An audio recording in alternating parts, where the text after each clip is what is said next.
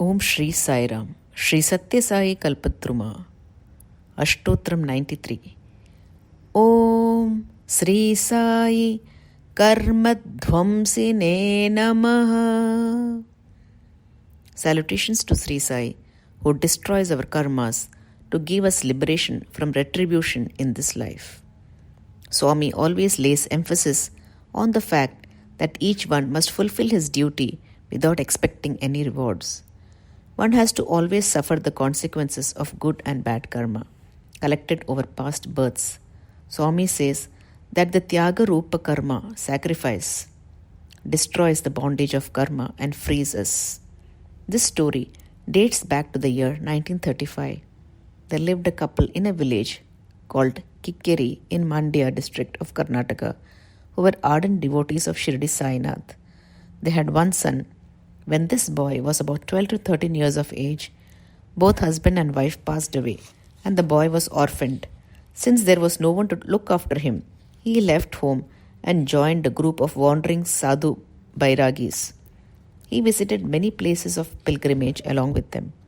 While traveling in this manner, in 1953, he arrived at Puttaparthi. He read the Telugu letters inscribed on the arch of the main entrance, Bhagavan Sri Sathya Sai Baba Prashanti Nilayam, and felt attracted to the word Bhagavan.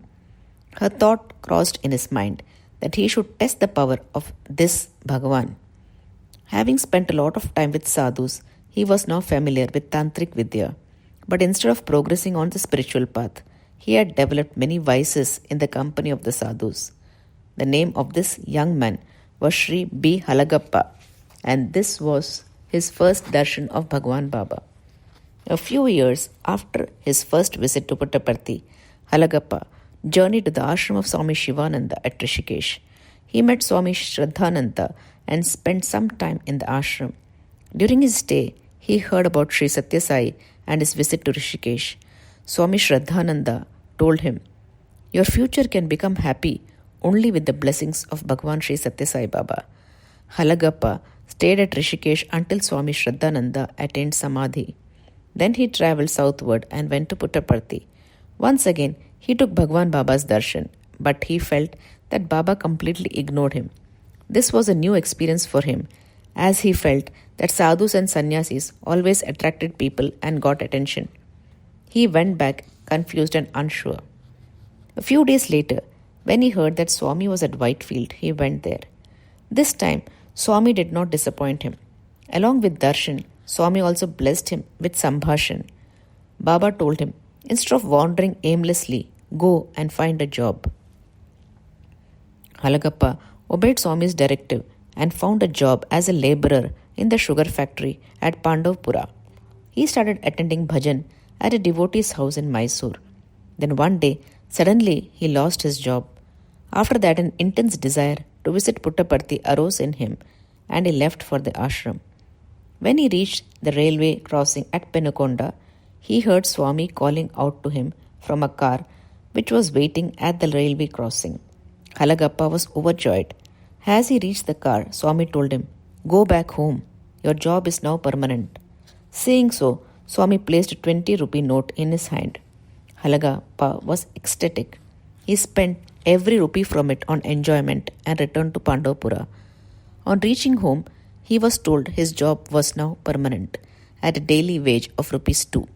In those days, this was not a small amount, but for Halagappa's needs and vices, it was not enough. He also used to get the urge to travel to Puttaparthi often, so he was always short of funds.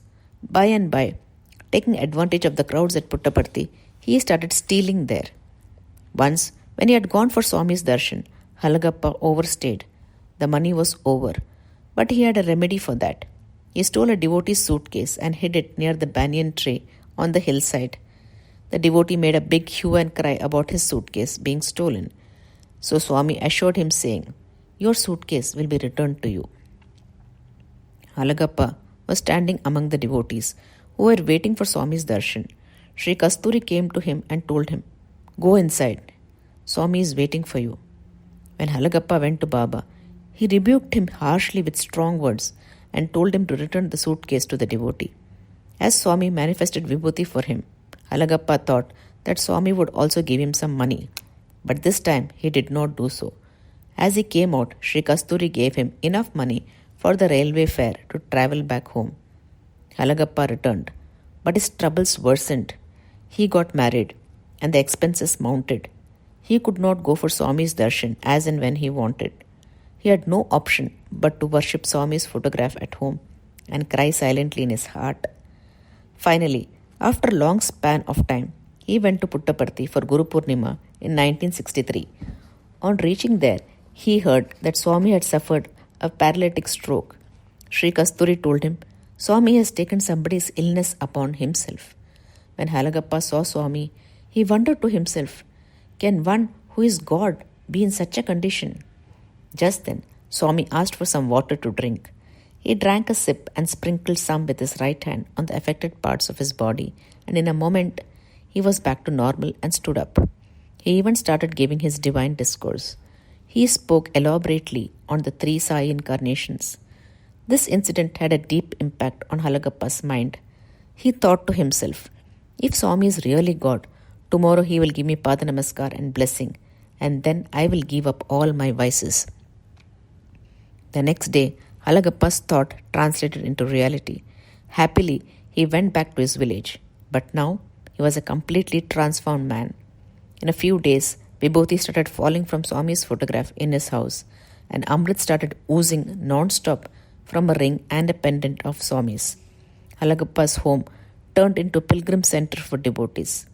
Halagappa started an orphanage in his house and started looking after destitute children. Along with his own children, he provided education to all these destitutes and also inculcated good values in them. With sincere efforts in this direction, he set an example for others to follow. All this came about only because Swami destroyed the bondage of Halagappa's past karma and showered his grace on him. Om Sri Sathya Sai Natharpanamastu.